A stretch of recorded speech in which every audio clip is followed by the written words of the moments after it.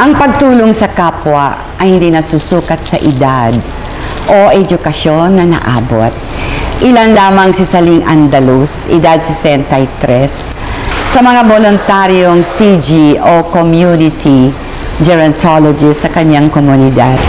Sino ang tatanghaling uliran nakakatanda sa taong 2002? Narito po ang mga kwalifikasyon. Una, kailangan 60 taong gulang at paitaas. Pangalawa, naglilingkod sa kapwa, lalo na sa hirap na sektor ng lipunan. Pangatlo, nominado ng kanyang kapwa o sektor na kanyang pinaglilingkuran. Pang-apat po, wala pa siyang natatanggap ng anumang pagkilala.